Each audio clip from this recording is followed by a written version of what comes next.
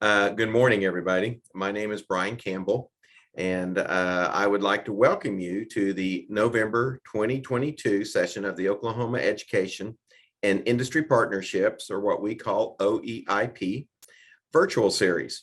The Oklahoma Department of Career and Technology Education and our interim director, Dr. Lee Denny, welcomes you to this monthly event. As I said, I am Brian Campbell, and I am a regional coordinator. As regional coordinators, we serve the field by acting as a liaison between the state agency here in Stillwater and the schools all across Oklahoma, all the school administrators.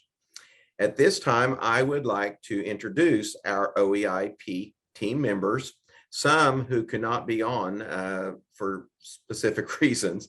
First off, our leader, who is, I know, joining us but can't be on, is Gina Hubbard. She is our Educational Partnership and Customized Service Division Manager. And my fellow regional coordinators, many of you might know them, especially down in the Southeast. You might know Whitney Blaylock. We also have Karen Talbot, who's on the screen with us today and helping out. Patrick Clannon is also here. I see him. We finally got him on there. Lori Loffer is there as well. And then I also see Kara Pattison, who is not on. She has been a little under the weather as well. I also see some other State Department people. I see Shauna Nord, and I thought I saw Jennifer Palacio. Don't forget Max. And there's Max. Can't forget Max. Karen, Patrick, Andrea, do y'all see anybody else? I'm trying to see. I don't. Oh, I know. Of all the people I did forget to mention is Andrea Bradley.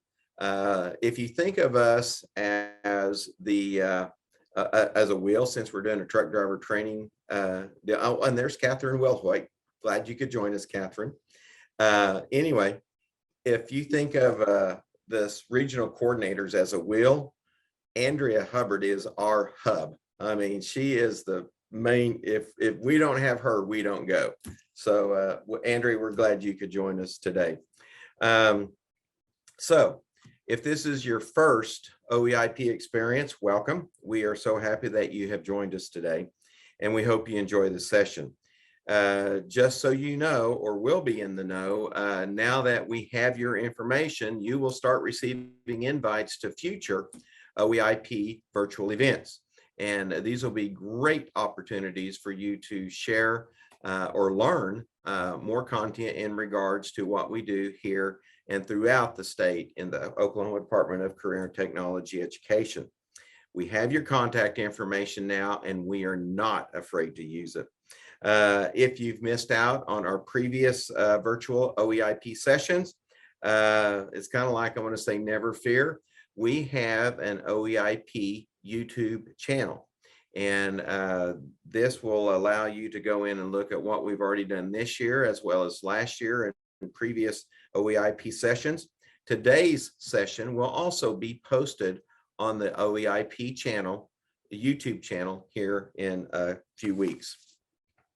Now, and Karen, I think you've got that posted there, don't you? Thank you very much. If you want to know where to go get those, you can copy and paste that and take that with you. A great resource for you to look at past OEIPs. Our goal with the OEIP has always been to provide insight for our educators to better understand the need of the industry here in Oklahoma. We want to use the OEIP platform to equip educators with information that they can easily introduce into their classes to prepare their students for a career pathway that leads to personal success. We could not host events like this without our great sponsors, and we have quite a few. We would like to extend a huge thank you to them at this time. As you can see on the slide right now is their participation logos. Their names are now listed. We have the Oklahoma Department of Career and Technology Education T&I Division. We also have D&M Carriers, LLC, doing business as Freymiller, Gemini Motor Transport, Loves, and you might know them as Loves Travel Stops, Tech Labs, Central Technology Center, and also the Oklahoma Aeronautics Commission. Because of this great group of sponsors, 2 registered participants in today's OEIP will be lucky winners of a $50 gift card. So turn on your computers, interact with us, and let us know you are here, and make sure you stay with us till the end so you'll be eligible to be considered for these prizes. As with all OEIP sessions, we always have one common goal: preparing students for success in the workplace. Speaking of reaching that goal, let's roll full speed ahead and hear from our partners in the transportation world. Before I introduce them, if you have any questions during their presentations, please put them in the chat or make a note of a question that you might have. We will have opportunities to ask questions of each one of our presenters after they finish or at the end of today's session. Finally, we will share, and I didn't really share this with you, but we'll just send all those to John Thorpe. Finally, we will share the speaker's contact information via email after today's session. So if you have additional questions or just things you don't know about and want to ask, I know that they have all been gracious enough to provide us a lot of information up to this point. I'm sure they don't mind sharing more. So our first speaker today is Bill Woolsey. Bill is an experienced safety professional with 26 years in the transportation industry. His areas of expertise include safety and regulatory compliance with FMCSA, PMMSA, OSHA, which I knew how to say, and EPA. His experience working in the field of hazardous materials, emergency spill responses, remediation, waste disposal, oil and gas, clean fuels, lubricants and chemicals, bulk and non-bulk storage, and refrigerated freight. I think Bill has just about done it all with that list of what he's worked with. For the last 4 years, Bill has served as safety director for Freymiller in Oklahoma City. Freymiller is a 460 power unit fleet specializing in OTR transportation and refrigerated freight. Bill earned his Bachelor's of Science degree in industrial safety at the University of Central Oklahoma in 1996 and was certified Director of Safety by the North American Transportation Management Institute in 2006. In 2021, Bill was honored as the Safety Professional of the Year by the Oklahoma Trucking Association. Bill currently serves as first vice chair of the Oklahoma Safety and Security Council and has volunteered as a course chair for the Oklahoma Truck Driving Championship for the past 2 years. Bill is soon to celebrate his 30th wedding anniversary. Congratulations, Bill, with his lovely wife, Shannon, and enjoys kayak fishing, electric biking, and traveling in his spare time. Bill, the virtual screen is yours. Take it away. Thank you very much, Brian. Try to share my screen with you. Can everybody see the screen? Okay, we'll get started here. Thank you very much and good morning.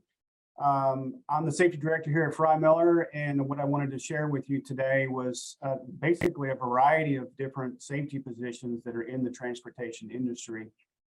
When I first got into safety, I had no idea of the magnitude that is in this industry.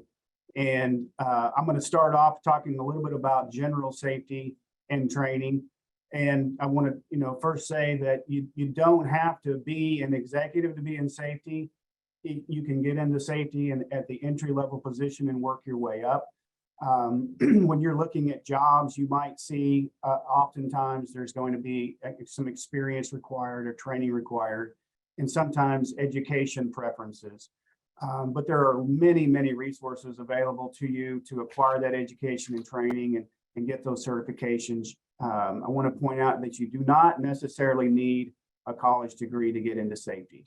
And then even in just trucking in general, you know, there's a whole plethora of different opportunities, whether you get into over-the-road trucking, local, regional, there's energy, mining, construction, agricultural.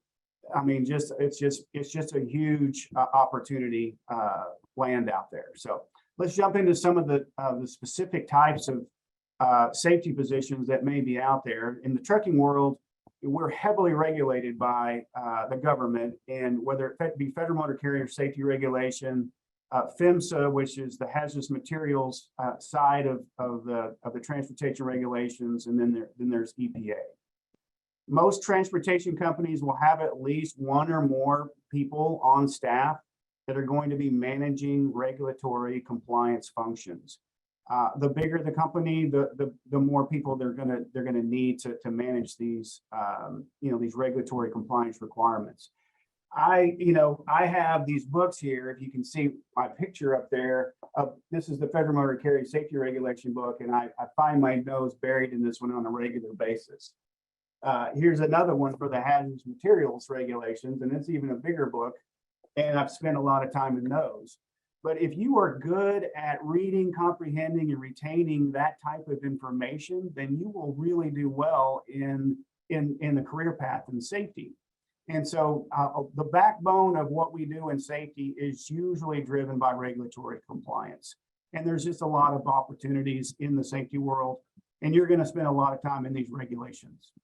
Let's talk about hazardous materials specifically. That is an animal kind of all of its own.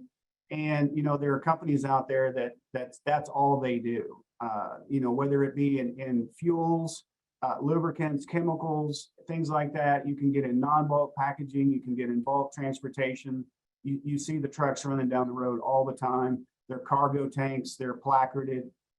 There is a whole myriad of regulation back, that tells the motor carrier how they need to transport those products safely.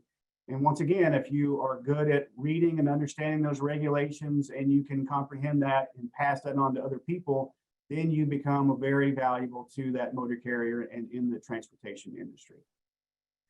Let's shift gears a little bit and talk about insurance. We work very closely with our insurance company on claims such as accidents or property damage or losses such as spills and freight claims and things like that. Oftentimes, there are many opportunities in the insurance world that's very closely related to safety, and you can get into a variety of different things in the insurance world and be very much engaged in safety. There's sales positions, there's underwriting. I work daily with insurance adjusters. We do a lot of subrogation and auditing and then trading. So a lot of different opportunities there. Another area of expertise in the safety world is environmental.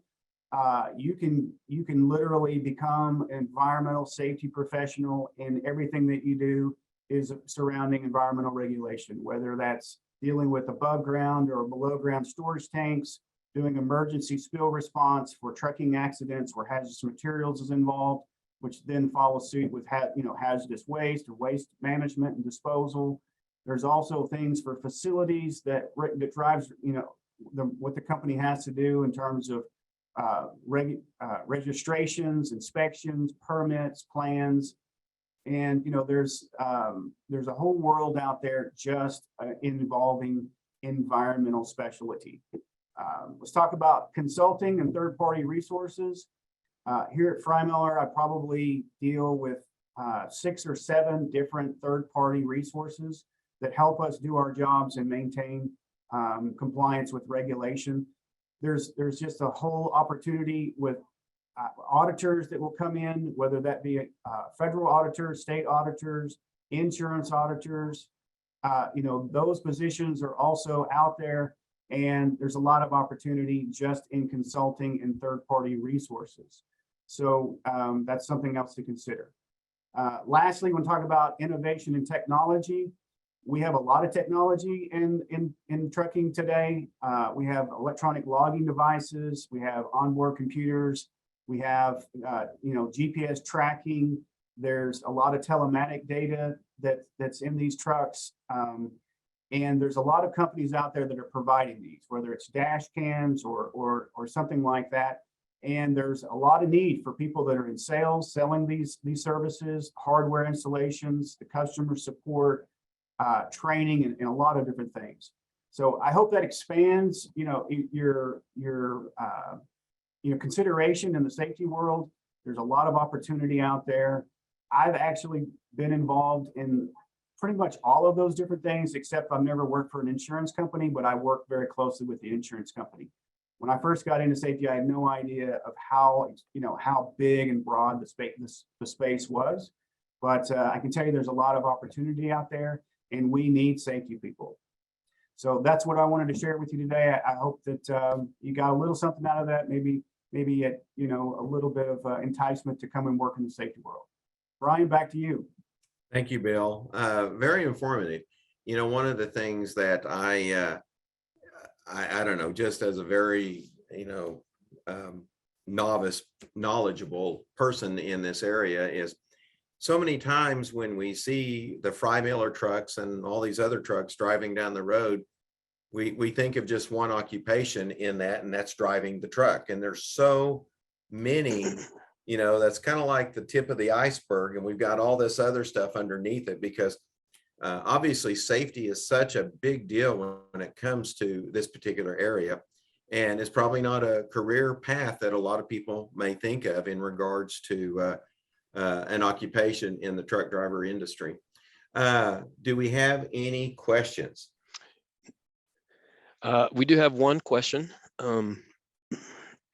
What is a good system available for school routes?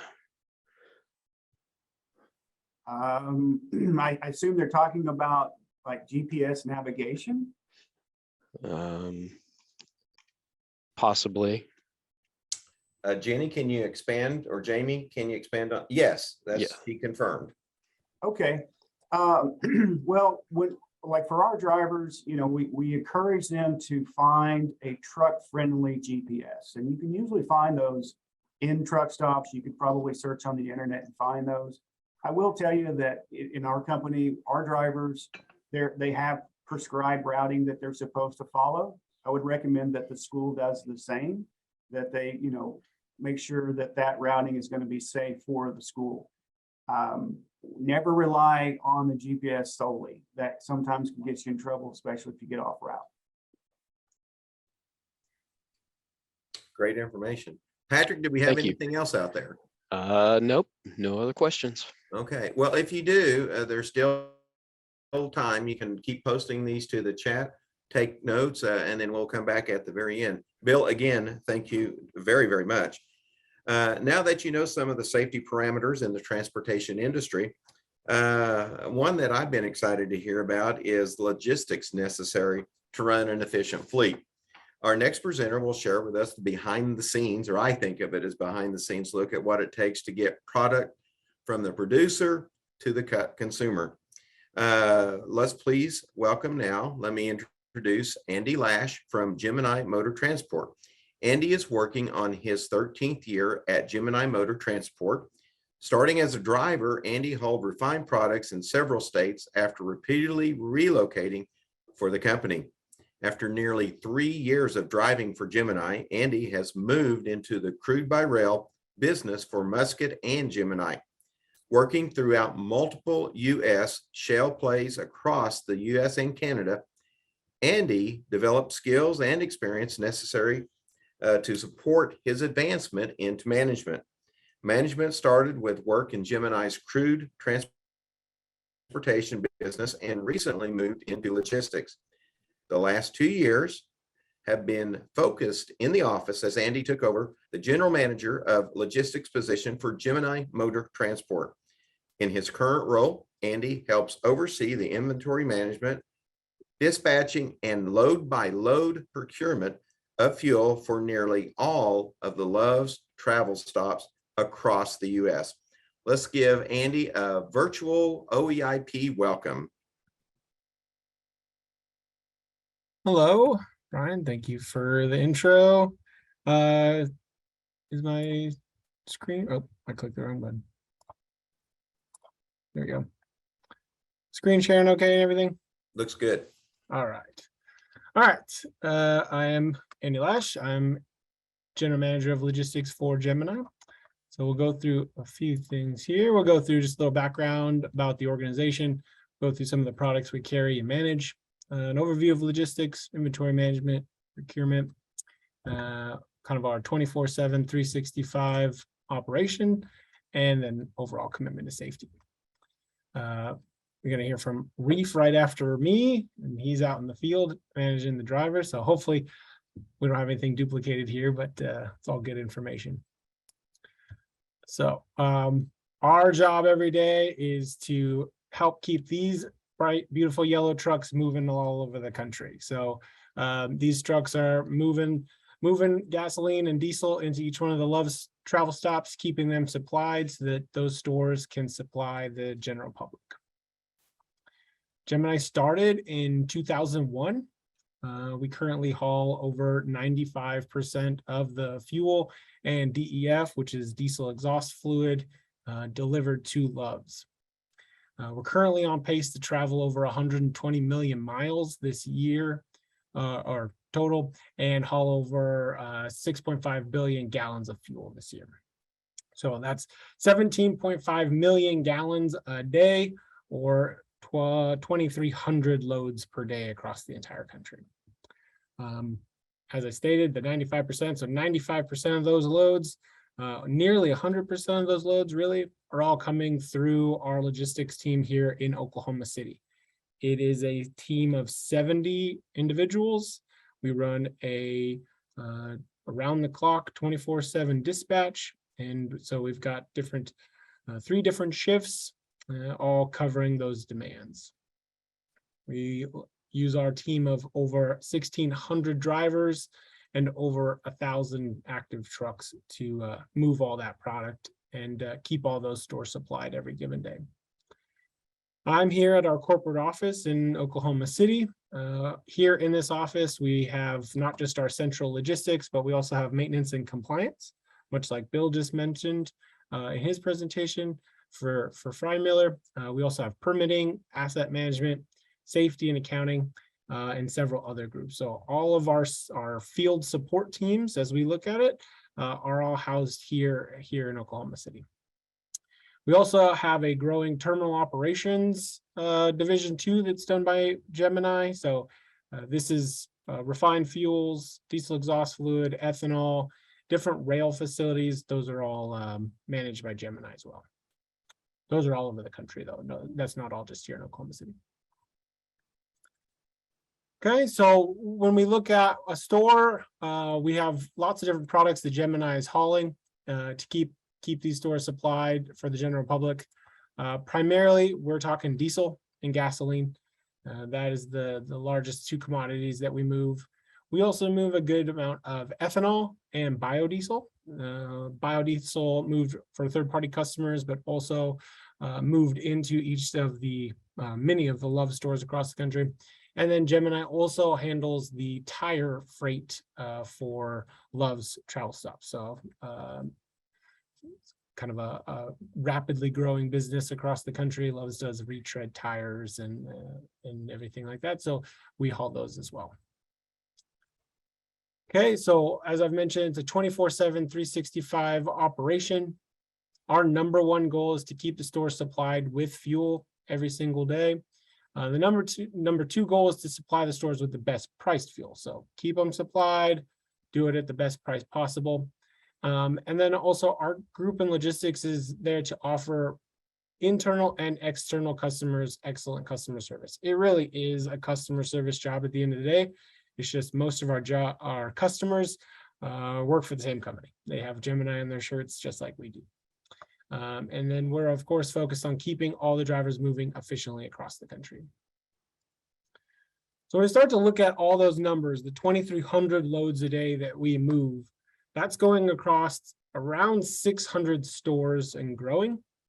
Each store has on average 6 tanks of product in the ground. So we're managing thousands of tanks across the country and trying to keep those all full and selling. It's no small feat there. Forecasting the next delivery is a really big part of the business. And this is where we find a lot of individuals that have an appreciation for working in a digital environment, working with computers, working with even computer gamers. People that like working computers can find a lot of appreciation for this work because there's a good overlap. There's a lot of heavy technology use. And then there's also the interaction with all the drivers. So it's a good combination of both. We're not only forecasting this delivery, but we're also watching for sales trends, changes, and spikes. And so just like we just had Thanksgiving and any big travel holiday like that will dramatically change our forecasts. We will go from selling primarily diesel as our #1 product. That will drop off dramatically as all those commercial drivers head home for time off, and all the four-wheel traffic, as we would like to call it, starts ramping up to go to grandma's house, right? So gasoline sales start spiking and stuff starts changing very quickly. Not only does the sales trends change what we're doing and dramatically keep us on our toes, but also the origins change pretty dramatically as well. I'd like to think most of the people here have not often gone to a gas station and they don't have fuel, right? Most retailers are heavily encouraged and incentivized to keep those tanks full, just like we do at Love's. But it's not the same for us when we go to load our trucks. We can frequently go to facilities to load our trucks to purchase loads of fuel, and they don't have product. So depending on the market, that can become extremely volatile and can change a lot of what we do. Here, for example, Oklahoma City is pretty straightforward. There's 3 racks. They're all right next to each other, and really we only use one of them. You go to somewhere like DFW, and there can be, I don't know, 13, 14 plus racks down there sometimes that are in the rakings.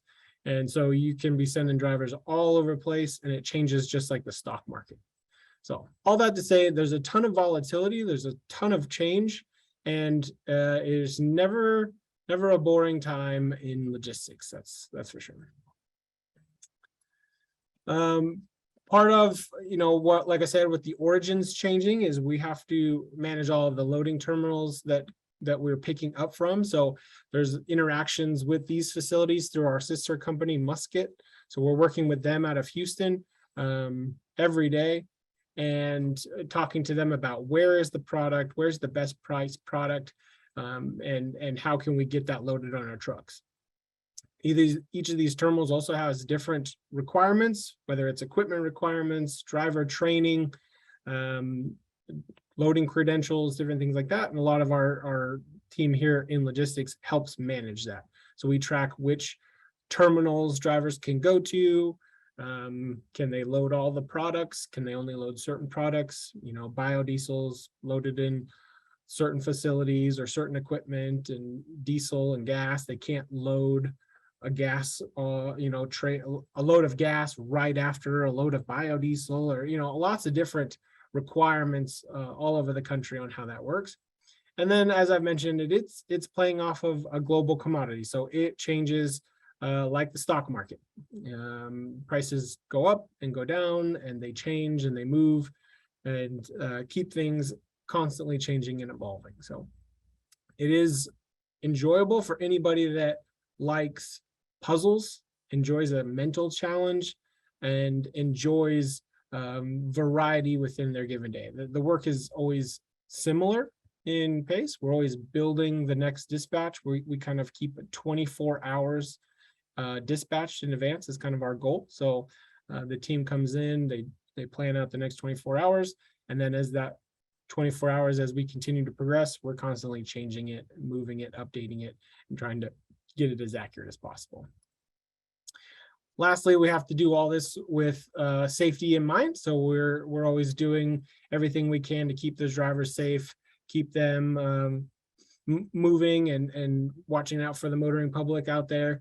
And really that can cause a lot of different interactions with logistics as well, because we have weather, we have, all the different things across the country that can slow down traffic, spike sales, slow down sales, and just dramatically change what goes through logistics each and every day. So broad overview, I hope that helps. Happy to answer any questions that you guys have.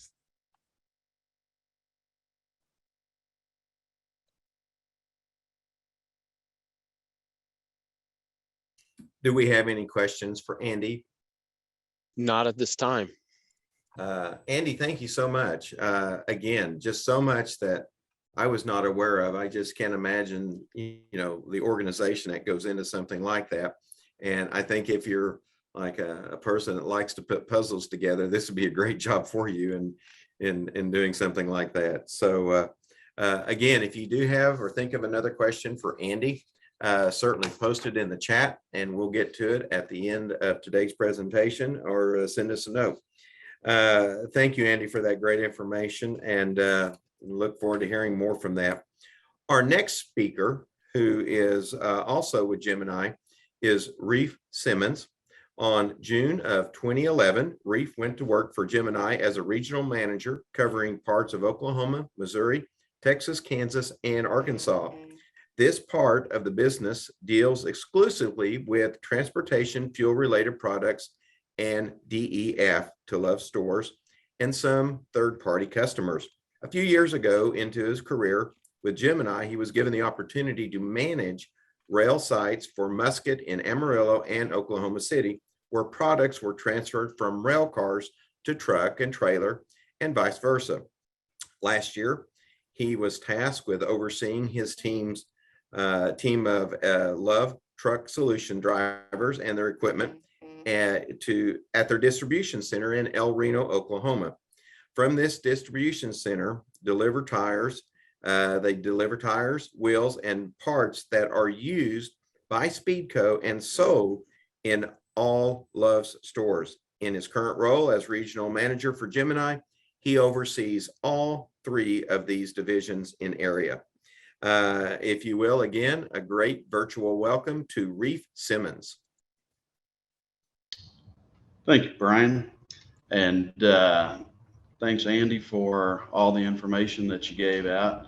I'm going to focus, I don't have a PowerPoint presentation, so I'm just going to be speaking to the group here. And unlike Andy's area, being in the office, putting puzzles together, I'm going to focus on what goes on out in the field. My responsibilities, my team's responsibilities, and basically what it's going to take to get the fuel from when Andy's team dispatches it to our stores across the country. And about our drivers also, like Andy said, we have a little over 1,600 drivers. I think at last count it was 1,611 from last week's payroll. And our longest tenured driver has been here for 21 years. So that driver is actually in Amarillo, where we had our first truck. And we have a great team of drivers. We have a very low turnover rate, obviously, with somebody being here 21 years. And a lot of that is, the people that we try to hire. We want to go and we want to hire the best people that we can possibly hire. We have a great benefits package that we offer to our drivers. Insurance, 401k, bonus packages. We have a monthly bonus package. We also have what's called a safe driver credit.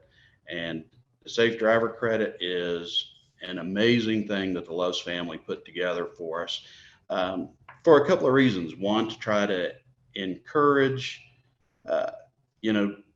tenure with the company. We don't want turnover. We want to keep the solid folks that we've got working for us. And that safe driver credit is an extremely good deal for our team of drivers. For every year that they're employed with the company, they receive one safe driver credit. They go a whole year without an incident, they receive a credit. When they accumulate 5 credits, the company writes them a one-time check for $15,000. our way of saying thank you for the job that you do. Thank you for doing it the Gemini way, and to try to keep people employed with us, again, to decrease that turnover rate. When a driver receives 10 or 15 credits, the company writes them a one-time check for $20,000. And one step above that is when they receive 20 safe driver credits, they receive a one-time check for $25,000. So very lucrative in trying to get folks to stay with our company, as just about everybody can attest to. 1 year goes by, 2 years go by. Before you know it, you're at 3 or 4 years and you're staring that 5th year right in the face and, hey, this is my payout year. So keep my ducks in a row, do the things I need to do, and I'll receive that first time payout. All of our drivers have to be a minimum of 21 years of age. They have to have a Class A CDL with a hazmat and a tanker endorsement to be able to haul fuel. And that's not just for Gemini, that's for any fuel hauling company. And if a person wants to go to our other division, which is the LTS side that hauls all of our tires and truck parts, they don't have to have a hazardous materials endorsement or a tanker endorsement, but they do still need to have their Class A CDL. So several opportunities, different ends of the business for us. One hauling fuel, the other transporting parts to our love stores, but they're all vital needs of our company, and we try to keep everything in-house, try to do all the transportation ourselves, keep all of our folks busy running 24 hours a day, 7 days a week. Our day cabs are slip seat trucks, so one driver is in it in the morning, they run a 12-hour shift. When their shift is over, a night driver gets in it, runs another 12-hour shift in the evening, and then the cycle just continues over and over. We do have a fleet of sleeper trucks that are strategically placed throughout the country in areas that are, Kansas is one mine that I have several sleepers in. Kansas is far spread out, not a lot of loading terminals around, so sleeper trucks serve us well for people that can afford to stay out multiple days, a week, sometimes 2 or 3 weeks at a time. And then whenever we have a natural disaster or a supply chain issue, we can converge our sleeper trucks, however many we need to a certain area to help to get that supply that Andy was talking about, to keep our stores wet, to keep our customers happy. And a lot of times it's not just about our customers, but it's also about first responders. At some of our stores, first responders will set up, they will use that as a command center at some places. And so they're coming in, they're buying fuel for their stuff, their, food, whatever they need. So we definitely want to be a part in that to help them and able to do their job as efficiently as they can. Safety first, that is always going to be our main priority, our main goal. Andy showed a slide of some of the awards that we've won. But, we don't just kind of sit back on that and sit on our hands and we won this year's award. We're good now. No, that's not the way it is at Gemini. The Loves family and our Vice President, Brent Bergevin, are strong believers in safety. We want everybody to get home safe every night. And we also want to be able to be good stewards of the motoring public too. We don't want to put anybody else in jeopardy while we're out there on the road. We have a one-page document called the Gemini Code of Conduct. And the Gemini Code of Conduct is basically how we run our day. We stress it to all of our drivers every single day. And it is the guideline for what we do. And if everybody in our team follows those policies and procedures every day, it is going to be an extremely successful day. As far as being a regional manager, we operate probably a lot differently than a lot of other companies. The regional managers within Gemini, we are actually out in the field. We don't have a corporate office that we go to every day.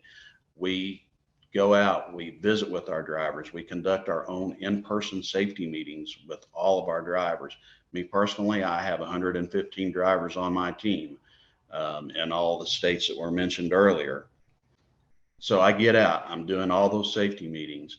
We also do surveillances on all of our drivers to make sure that they're doing things the correct way. We do ride-alongs with our drivers. We get in the truck, we actually ride with them, and all the regional managers for Gemini have a CDL. So we are not just, somebody from the corporate office that is doing a corporate office thing. We are actually out in the field with our drivers in the trucks. And we also do vehicle inspections. Whenever we're at a certain location, if we have the time, we will get out. We will get dirty. We're going to pop the hoods. We're going to crawl under the trucks and the trailers. We're going to do our own safety inspections, not only to make sure that our equipment is as safe as it possibly can be, but also to make sure that our drivers are on point, that we know that they're looking at their equipment as they should. Because if they're doing their jobs the correct way, then that should make my job pretty easy. I get out there and do the inspection. All the equipment is good, up to date, current paperwork, current inspections, no problems to be found. So, and that will save us, down the road, failed roadside inspections. We don't have very many of those. We have very few, as a matter of fact. So all of the things that we do as a regional manager help to ensure that our team of drivers has the tools that they need, that they know what our expectations are. And that is a big thing for Gemini, is expectations. If they see me out in the field doing my thing, then they know that, hey, they need to step up and do the same also. I know that earlier we were kind of talking about with Brian about the age. You have to be 21 years of age to have CDL.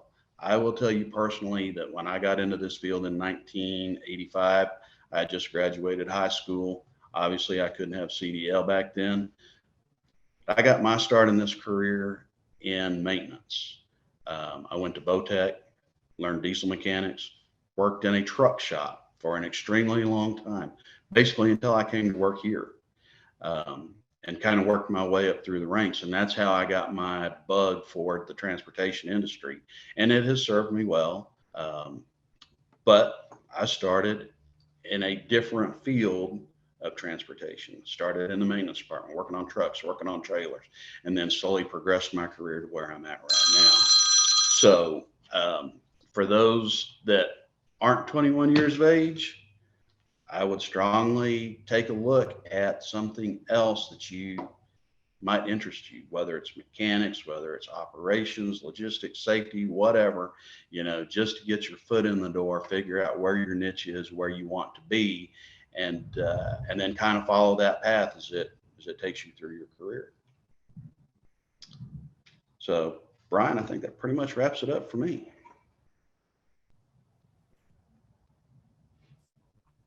Thank you so much, Reiff. I appreciate that. Patrick, do we have any questions for Reiff? We do have one from Jason Wallace. Would you mind sharing your retention percentage before and after the safe driving credit? I do not have that number. I do not have that number in front of me to be able to share that with you. But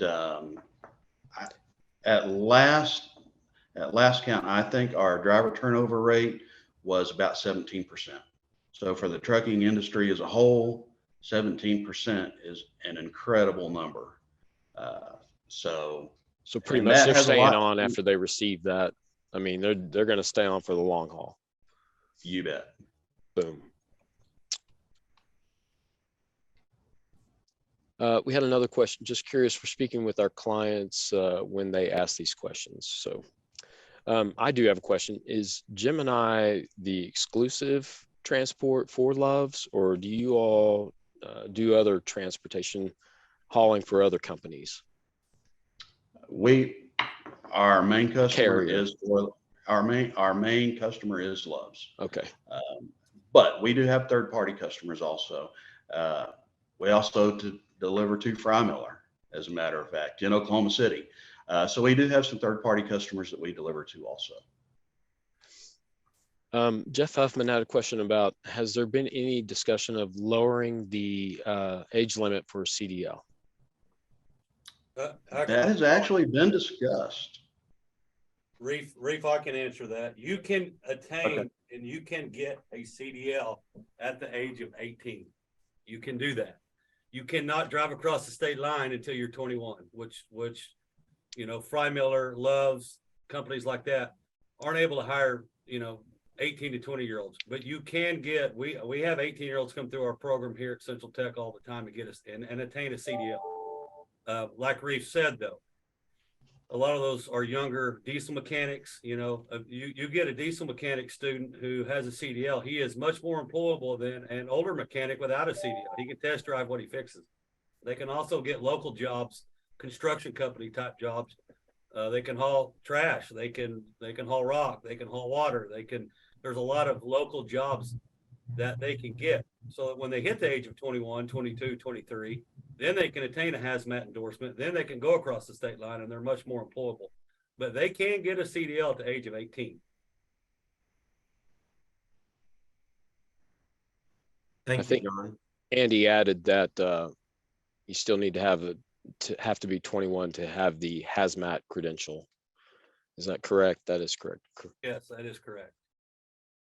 They have to be 21 to cross the state line. That law's being looked at right now. But right now, very few companies, over the road companies, hazmat type companies are not going to hire 18 to 20-year-old driver. All right. So Really another question that has just come across, this is from Angela. How long does it take to get the CDL? What's that time frame? Typical student. The typical student in our school, I can't speak for all schools, but at Central Tech is 5 weeks. Okay. That's probably in CareerTech, that is probably we pride ourselves on the fact that 90% of our students here aren't working. They come in here making with no income. They leave here making anywhere from 50 to 70 grand a year in 5 weeks. There's not another trade in the country where you can train for 5 weeks and make that kind of money. That's one of the things we pride ourselves on here. And there's other schools that are shorter than that. We are a 5-week school, though. What we see here at Central Tech is it takes 5 weeks for us to train a student to drive a truck where they're ready to go to work for a company and go to work with a trainer in their company for another 4 to 6 to even 8 weeks. We had another question. Is there a fast track for CDL? I'd say 5 weeks is pretty Sounds like a fast track. Yeah. But yeah, if there is, I wouldn't go there. That's my advice. I wouldn't do that. You know, you're gonna talk to these companies all across the state of Oklahoma, across the nation. If the first word that comes to mind is not safety, that's not a company I want a student going to. But 5 weeks isn't enough time. Yeah. You know, really, but we can do it in 5 weeks. You know, they have now what's called entry-level driver training mandates through federal motor carriers. You have to go through the entry-level driver training in order to get a CDL now. And if schools are doing it in less than 5 weeks, which some of them do, that's great. But at Central Tech, for us to teach what we want to teach, it's at least a 5-week class. And is that 8 hours a day, John? Sorry to interrupt. No, that's actually from 7. Yeah, it's 8 hours. We're here from 7 to 4:30. Our instructors work 7 a.m. Our students here 7 a.m. to 4:30 every single day, and they take an hour for lunch. So yeah, it's Monday through Friday. Chris Willoughby asked, what criteria was used to make the class 5 weeks? Is it just something that you've always done, or? It's all for us. It's all about safety. That's what it takes for us to properly train a student to not just pass a test, but to drive a truck. We are really big on, we don't train students to pass a CDL test. We train them to drive the truck. It's all about safety, and 5 weeks is pushing it. There's so much more to it than what people even know. I'll give you a good example. I had a airline pilot who flew for American Airlines come to this school after he retired because he just wanted to drive.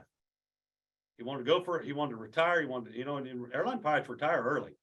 And so this guy was in his 50s. He's retired. 3 weeks into the class, he came in my office. He said, it's harder to get a pilot's license than it is to get a CDL. And that's what people don't understand, is how hard it is to pass this test, how hard it is to learn to drive the truck. There's so much to it. If I went into that right now, we'd be here for another 2 hours. And I'm not even a presenter. So, but you're asking education questions, so that's why I kind of stepped in and I'm answering. But yeah, there's a lot to it. For me and for the safety reasons, 5 weeks is about as short as it can get. So we have one more question that's come across.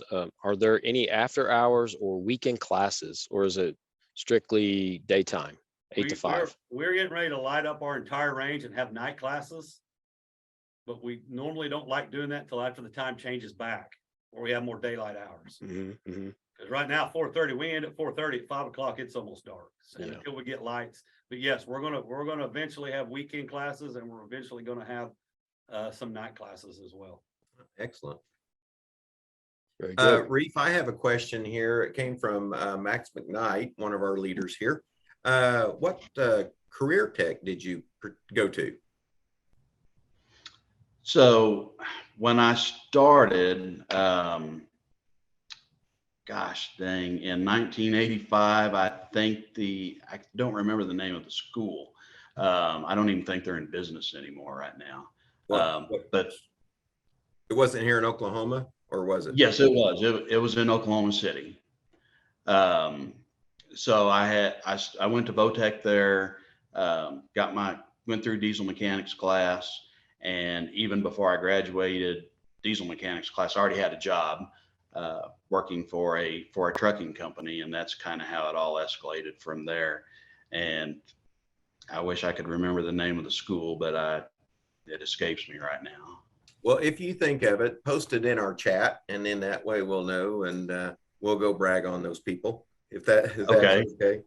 Reiff, thank you so much for that information. John, thank you for contributing there as well. Great information. We have one more presenter today, and I will say this, already seen her PowerPoint, so I'm kind of excited about this one. It'll be a great way to wrap everything up. So Betsy, I hope I don't build you up too much, but you're going to do great.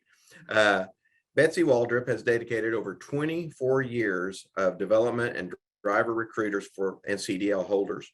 Ms. Waldrop has a compassion for helping drivers connect and thrive. She has been instrumental in developing Oklahoma's Second Chance program and implementation at Freymiller. Her involvement in the industry goes beyond the usual trucking associations and includes state and local initiatives.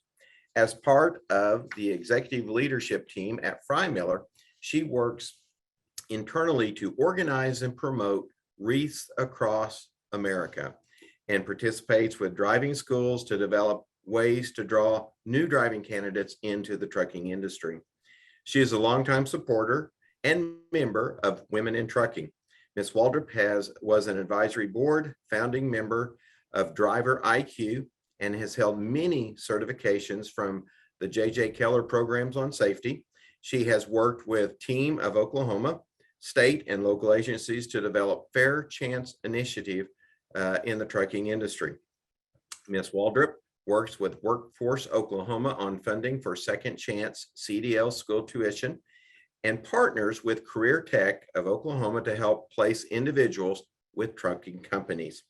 She has presented at many state and national conferences, most recently at the TCO1 quarterly meeting and recruiting and retention conference in Nashville, Tennessee. Ms. Waldrop was runner-up for the Recruiter of the Year in 2022. It's a great privilege. I get to introduce Betsy Waldrop. Thank you, Brian. I'm really excited to give this presentation. I'm going to more talk about the types of drivers there are out there and the types of carriers there are. Touch on that because out of my years, I have mostly recruited truck drivers. So if you're like me, before I even thought about getting in this industry, I didn't know much about truck driving. And I basically knew when I was a kid, I would pump my hands up and down, try to get the truck drivers to honk their horns. And then as I got older, I would get irritated when I couldn't pass them when they weren't going fast enough on the road for me. So that's what I knew about this before I really got into it. Oh, can you see my PowerPoint up there? Can everybody see it? Hello? No, we cannot. Cannot, okay, hi. Go down there and share your screen. Yeah, I thought we had done that. We did that. Share screen. Is it coming up now? No. It's John and all his equipment over here.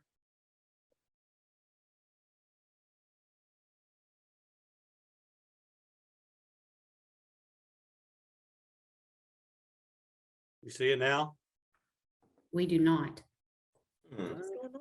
Send share screen. All right, let me try this. That looks promising. You see it, Okay, you now see we it see it. now? Yes.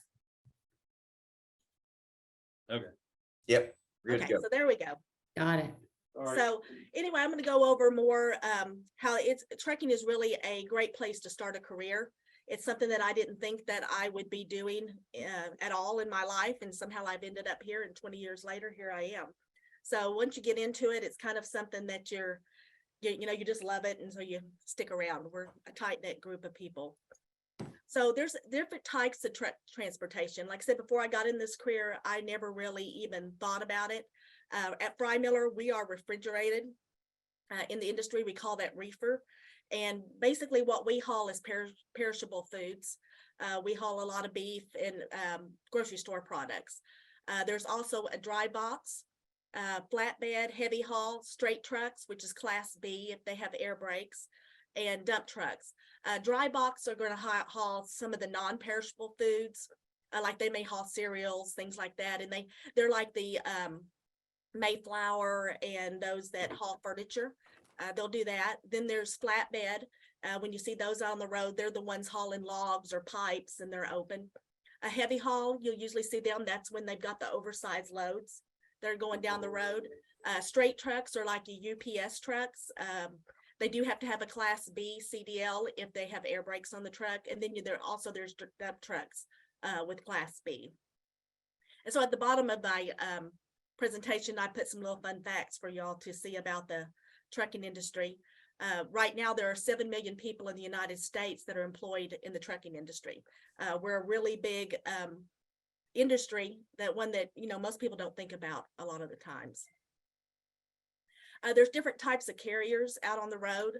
As at Freymiller, we're known as what is an over-the-road carrier. That means most of our drivers don't get home nightly. They get home about every 2 to 4 weeks, depending on where they live. Drivers in this category typically get 1 day off for every 7 days out. So they're the ones that you see out on the road a lot. We've recently opened up a regional division at Freymiller. They're home every 7 to 10 days. So they get home more often. Some carriers have local, and those are the drivers that get home that they're home nightly. And then there's what's called private fleets.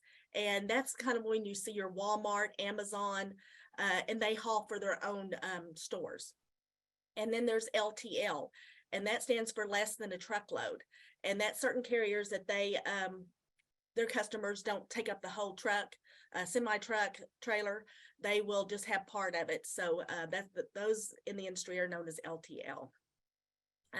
One of the things that you hear a lot is that trucks don't have enough time to stop. If you get in front of them and you slam on your brakes, that's when a lot of rear ends happen. Trucks need about 40% more time to stop than cars. And that's because of the weight that's behind them with all that product. It takes them a long time to stop. So at Freymiller, we have different types of programs for drivers. We have a finishing program, and this is kind of now standard in the industry. And it's referred to as the finishing program. And that is for drivers that have gotten out of the industry for a while, and they have decided they want to get back in it. So what we'll do is we'll put them with a trainer. And I'm sorry, that's the refresher program. I got ahead of myself. That's what's called the refresher program. The finishing program is someone that has gone to work with, gone to a school like John's. They've just attained their CDL. and they're new in the industry, that 5.5 weeks when we were talking about that, that doesn't stop their training. With carriers like ours, they will then go out with one of our finishing trainers, and they're out 8 weeks, and that is on the road training. We're going to take them through the mountains. We're going to take them out to California. They're going to go all the way to Florida, and they're going to learn what really happens out on the road. And they're going to learn from their trainer. When they're first starting, the trainer will be sitting in the jump seat the whole time they're driving. And as they gain their skills, then they'll be running more like a team, with one driving while one's in the back, and one, and keep switching off like that. Then we hire what we known as experienced drivers. Those are drivers that have been out on the road for a while. At Freymiller, you have to have 6 months experience. Once you have that 6 months, you can come in as an experienced driver and be a solo driver. Also, there's known as independent contractors, and that will be drivers that they own their own truck, and in some incidences they own their own trailers, and they will come aboard and work with us. Freymiller also offers a lease purchase program. So if you notice where we're at Freymiller, you can start off from the very beginning as a student coming out of school and train, become an experienced driver, and then work your way up into the lease purchase program, where you can become an independent contractor and buy your truck from us. So we have about, I want to say 150 in our lease purchase program right now. And they are purchasing a truck through Freymiller so that they can become an independent contractor and own that truck. And it's a way for them to start their own business. And then about 4 years ago, we started the Second Chance program with Freymiller, and I will go into that a little bit further. But that is where we are working with the states to help those that have felonies in their past and help them get on a career to gain full employment. And one of the fun facts I put down here is truck drivers, many people don't know this, but they do not like being called truck drivers. They like being called professional drivers, because it is a profession. And as we get into this, I'm going to show you how it's a lot more than just driving down the road. So the key qualities of being a professional driver is they have to be safe. Safe is always the #1 priority. And like John said, if safety is not a carrier's #1 priority, I would never even consider it. Drivers not only have to be safe because they've got the cargo on there, they have to watch out for, customers and trust us with their cargo. They have to watch how they drive to protect themselves, but they're also responsible for the general public, because how they drive is going to affect how people we call them four-wheelers, how they are around them.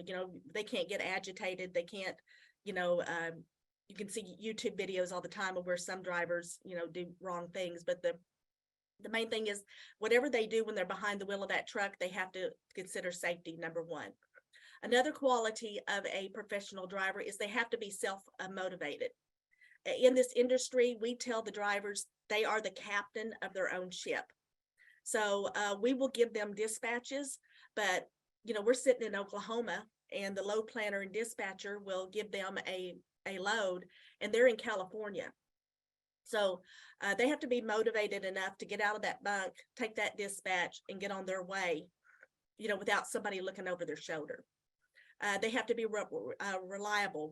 Reliability is not an option, because in the reefer business, we're known as what is just-in-time freight, which means as soon as we pick up a product, because we're delivering perishable food items, it starts to spoil. So we have schedules and we have times that they have to be there, and so that they can offload that offload that product. So there's deadlines, there's schedules, and there's no excuse for not being on time. The driver needs to be skilled. They need to be able to handle any situation out on the road. Drivers will see everything and anything on the road. They are approached by a lot of things at truck stops, but they have to be skilled enough to be able to handle it and always remain professional. Another thing is you have to find the right driver to be patient. It's important that they remain calm. Like our drivers will be in LA, in that LA traffic, and cars are going around them, and you got 6 lanes of traffic, and whatever's going on, they have to remain calm and professional. They have to be considerate and follow the laws and regulations, and they can't take shortcuts. Taking shortcuts would end up in them not being safe. And the main thing is they have to be responsible. Once they take possession of that equipment, they have to be responsible for the equipment and for the cargo that's underneath their care at all times when they're under that dispatch. And one of the fun facts is that women truck drivers are on the rise. They make up about 7% of the U.S. driver population. And that's really been exploding the last couple of years. And I would say for women, this is one of the best careers. We don't discriminate between male and female. They get paid exactly the same. It's a cents per mile, and we'll go in that in just a little bit. But as long as you can get behind the wheel of that truck, deliver the load on time, we don't care what gender you are. We care how you do the job. This is more than just a truck driving job. There's a lot more that goes by it. As you're driving down the road, you think that driver's just driving. That's all they have to worry about is going straight down the road, where there's not. There's a lot behind the scenes that the regular general public is not aware of.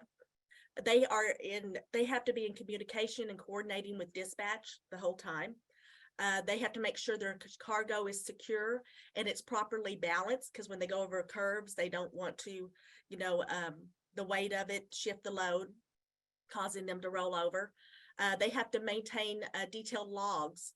And that is, if you see the picture on the side, that is the PeopleNet. This is an electronic logging device that we use, and they have to be able to work that computer in their truck. Before they get in the truck and after they get out of it in the day or when they're shutting down, they have to ensure that they have mechanical issues are corrected before driving. They have to do a pre and post trip inspection of their truck, and that takes about 20-30 minutes for them to walk around and just check different mechanical issues on the truck and make sure it's safe to drive. They have to plan their routes. So they're constantly looking to make sure that they're on the right route. There's different things that come up with that, such as weather or accidents. And remember, they're on a schedule, so they've got to sometimes get a hold of dispatch and figure out a different way to go. They have to comply with all the truck driving rules and regulations out there. And I can tell you, every year it seems like there's more and more rules and regulations for drivers. Anytime there's a defect or accident, or anytime they get a violation, they have to report it to the safety department or to dispatch, whichever way that would go. They have to handle refueling of the truck, cleaning it, making sure their tires are okay. I mean, they go through a lot of things during the day on that kind of stuff. They have to interact with our customers. Anytime they get out of that truck, they are representing Freymiller. Anytime they're at a truck stop, they are representing Freymiller. And one of the things that people don't consider nowadays is social media. Social media is everywhere. People with their phones are constantly videotaping. So if a driver does something, believe me, we will get it. It will be on our Facebook page with the message, look what your driver did. So it is more important nowadays than ever before that they remain professional, no matter what they're doing. And we tell our drivers that if they are wearing a Freymiller hat, a Freymiller shirt, they are representing the company. So they have to behave like a professional. If they are in a Freymiller truck, they have to behave like a professional, because we don't want to get videos or complaints about what they did. They have to record their cargo and deliveries and keep track of that. They have to verify their loads for accuracy, and they have to plan their downtime. One of the issues today is, especially I've noticed it from Oklahoma City, and I've noticed it, is you'll see trucks parked along the side of the road or on on-ramps now. That is because truck parking has become an issue. They can only drive so many hours per day and they have to shut down. So they have to plan where they're going to shut down, where they're going to take their breaks. And, they always try to plan their day around that so that they can find a place at a truck stop to park and spend the night or rest if it's during the day. So on a fun fact, the average driver will drive over 100,000 miles per year, and that's nearly 40 trips across the United States. So we don't stop and think about how far and how long these drivers drive. There's a lot more than what me and you do just in our commute and what we do on the weekends. So the average company driver income, our top driver at Freymiller earned $157,000 last year. People don't stop and think about that. This is a pretty lucrative industry, and you can make a decent living in it, especially drivers. Our driver who made $157,000, he took advantage of every bonus, everything that Freymiller had to offer. I've looked at the course of his employment. He's been with us for 4 years, and every year he has increased his income. So, you know, he does good. And, you know, this is open to anybody who comes to work for us as a company driver. They can make that kind of income. It is what you put into it. The average for our company is between 80 to 85,000 is what they make. So that's somebody coming in with 6 months experience. The average company new driver, and this would be somebody that had just got through with, say, John's CDL school that came in, is 55 to 60,000 the first year. And that's because it takes them probably about 3 to 4 months to really get to know the company, get to know our lanes and understand how it all works. So usually by the second year, they're up at that 80, 85. Now we do have individuals who come in straight from CDL school that will be making that 80, 85,000 the first year. It is totally up to them. We tell drivers, keep that left door shut, stay out of the truck stops, stay out of the casinos, take your dispatches, and you'll be able to make a great income. So the independent contractors that I talked about that came in, they make 200,000 plus. Okay, but an independent contractor, I know that sounds like a lot of money, but they're paying for their truck, they're paying for their fuels, a lot comes out of that. But the difference is they're owning their own business. And one of the advantages of that is all the tax breaks you can take by owning your own business. A lot of people start out as lease purchase, like we talked before, on their way to becoming independent contractors. And we've had several that bought more than one truck, and they end up, I've been with carriers that some individuals started out in the lease purchase and ended up with 5 trucks and becoming a small trucking company. So a fun fact here, there are 15.7 million trucks in the US. If you piled them all over one another, they would kiss the moon. So you don't think about the number of truck drivers that are in the United States, but it's quite a bit. So one of the other things that I work on is different positions within the company. So I kind of, you know, when you think of trucking, you automatically just think of the truck driver, but there's a lot of different positions that back up that truck driver. We have both non-exempt and we have exempt. And so these are entry-level positions that I have, that I put up here. This would be somebody just coming in. And of course, if you had experience, you could go up from there. My department is the recruiting department, and they come in at 55,000. I can tell you they get bonused on top of that. And last year, the average bonus was $16,000. So this year, it's even going to be higher. One of my top recruiters made 90,000 last year. So it's a very good career that people don't really think of recruiting when you think of truck driving. The general public doesn't, but it is a very main sector of our industry. Orientation, usually you'll have orientation instructors and trainers and things like that. And entry level there is about 55. Operations, an entry level person coming in is 45. Safety is 55 plus. Again, that hinges on a lot of experience, and Bill kind of touched on the different areas in safety there. Billing and payroll, shop and clerical, diesel mechanics. Again, that's based on experience. You can start off anywhere from 44 to 64,000. In the industry, a lot of these positions, except for the clerical positions, are normally bonus. So, you know, you can go up higher than that on this. A lot of people don't think about all of the behind the scenes jobs in trucking. Like I said, I never thought I would be doing this, and here I am. I started out as a payroll clerk, and now I'm a director of recruiting.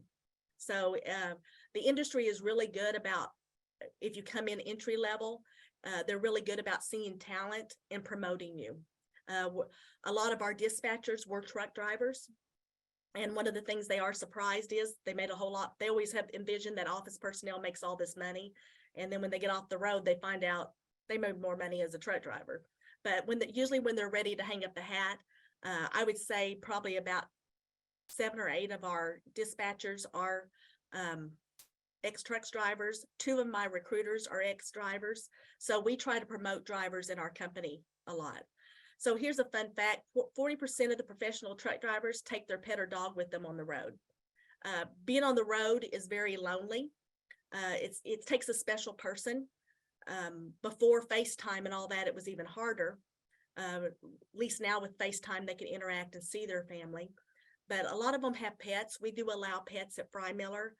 We're one of the few companies that we do not have a breed restriction. We do have a weight restriction, which I was surprised when I came to Freymiller 4 years ago.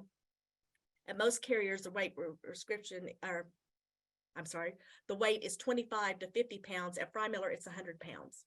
So we see a lot of pit bulls and a lot of Rottweilers and things like that. Drivers like having them just in their truck because it'll scare other people away if somebody's messing with them at truck stops and stuff. So our Second Chance program, that started about 4 years ago. The Freymillers came to me and had told me that they wanted to give back to the state, and the state of Oklahoma had been very good to them. They started Freymiller in Wisconsin. They had moved to California, but if you hear anything about California, it's very expensive to have a business in California with all the workers' comp and all the regulations. And every year, California gets a little bit harder and harder on the trucking industry out there. So they were looking for a state to call home, and Oklahoma opened up their arms to them and welcomed them into the state of Oklahoma. So when the Freymillers came to me and told me they wanted to give back to the state of Oklahoma, and they wanted to do it through helping felons find a job. What I didn't know prior to this is Oklahoma has one of the highest incarceration rates in the United States. So we started this program working with Central Tech probably about 4 years ago, really into it after COVID. We started it right before COVID, and then COVID hit us, and right when we're getting it up and running. So we've been hitting it hard for like the last, 2 years, would you say, John? Mm-hmm. And it's just getting better and better. We have brought in about 40 drivers into our driving pool. We also have people in the office that are second chance, and we have people that are mechanics that we're giving them a second chance. So this has worked out well for Freymiller. We're pretty picky on who we take. We have to be, especially in the driver portion, because you see ads on TV all the time about lawyers chasing drivers in truck accidents. So we're pretty particular on the drivers we choose. But a lot of people are surprised to know that transportation carriers are forging the path to giving felons a second chance at employment. One of the things that happens to these second chances is felons, when they get out of jail, some of the jobs that they can only have are minimum wage. Like they become dishwashers in restaurants and things like that. And it actually promotes them to go back into the life of crime that they were, because they just can't make enough money to live. And so if they're looking for a hand up, we're going to help them. And this gives them the opportunity to make a decent living to support their family. We have several now that have been with us for two to 3 years, and they have gotten married, had children, they're buying homes. So it has really changed a lot of lives. So one of the fun facts I put down here is 90% of the food that you eat is hauled by refrigerated trucks. We like saying in our department that we are COVID proof. We are recession proof. People have to eat. So you're always going to have on the refrigerated sector of this industry, we're always running. During COVID, we were the busiest as people were hoarding the stores and taking food off the shelves as fast as they could. Our drivers were running and keeping stocking stuff just as fast as they could do. So I left you with a final fun fact. If you added up the total distance covered by all trucks in a year, it would be a mind-boggling 3 billion miles. And with those numbers, you can make 652,173 round trips from the moon. So a lot of people don't think about the mileage and what it takes to keep America running. The trucking transportation industry is a vital part of that. And, we probably all need to be a little bit more courteous to professional drivers when they're out there, because you're not really realizing what all they're dealing with behind the scenes and what they do to help keep America running. Thank you. Betsy, thank you so much for that information. And it kind of makes me want to sit here in my office and go like, and see if I get anyone honking or anything like that. But I won't do that today. Patrick, do we have some questions? We do. We have one from Catherine Wilhoit. Now, this is pretty long. She asks, I've heard from some that there is a speed limit that drivers cannot exceed, but she's also heard that isn't true. For example, if speed limit is 75, they can only go 65. Is that true that they can only go a certain speed limit no matter what the speed limit is? It's not necessarily true. Trucking companies do govern trucks a lot. We are governed. That is because of fuel economy. So different trucking companies have different governs on them. The average, and I'm saying this from memory, so I hope I'm right, but I think it's between 6 to 8 gallons per mile that a truck gets, or 6 miles per gallon. I said that wrong. People are going to laugh at me on that one, but they don't get very good gas mileage.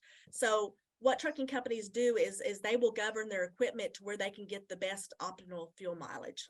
So that's why a lot of them, when you're seeing them and they're not going fast, it's because the company has brought it back. If you see independent contractors, usually if somebody comes, a truck will come up on you going 80, 75, 80 miles an hour. That's an independent contractor. And so they're not governed.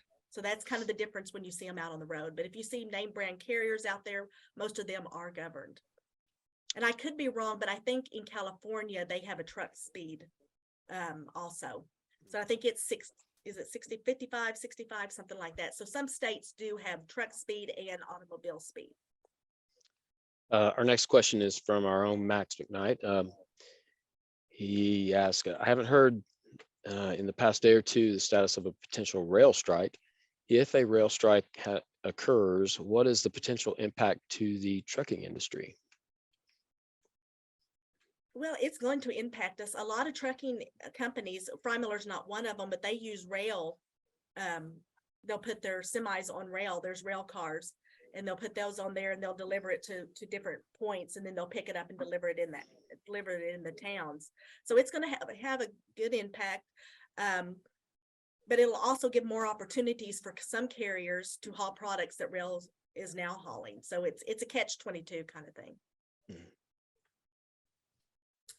I had asked the question about if you could bring a pet on board, and then you answer that in your fun fact. So thank you very much. Yes, I'm glad we could answer Brian's question. Mine. So anyway, Bill, Andy, Reiff, and Betsy, thank you all for sharing basically the world of transportation and truck driving profession and what it has to offer. It's always great to see firsthand from professionals the passion you have for your career and the willingness to share your experience and expertise for our students in the classroom. We certainly do appreciate that very much. And I'm sure this is going to get shared an awful lot. I've had a lot of comments just on my text messages saying what a great presentation this has been. Thank you all for doing that. Well, our time has certainly flown and we're a little bit over, but I don't care. We had great content in there. We have some gift cards to give away. And so with that, Karen, can you tell us who the winners of our gift cards are today? Absolutely. To keep us rolling, I sure can. We have Katie Dillinger, and we have Angelie Wilson. Yay! Congratulations. Thanks for joining us. Yes, thank you all for being here. I want to send out a special thanks to our OEIP team on the screen. A lot of them are here, and then those that couldn't be with us in person today, they help make these successful and help us be able to launch these fabulous sessions. I personally want to thank John Thorpe, the Transportation Safety and Education Director at Central Technology Center at Durham-Wright. He helped a lot in getting us and securing these outstanding professionals today.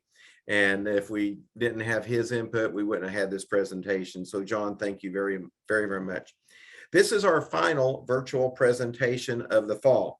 We will be right back though in January of 2023. And we will have one on January the 31st, where we will feature careers in graphic design. So that should be an exciting OEIP. We hope you will join.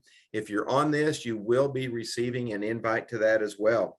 The registration link has been posted in the chat now. I think Karen's got it up there. Yes, she does. And so be sure to register for that.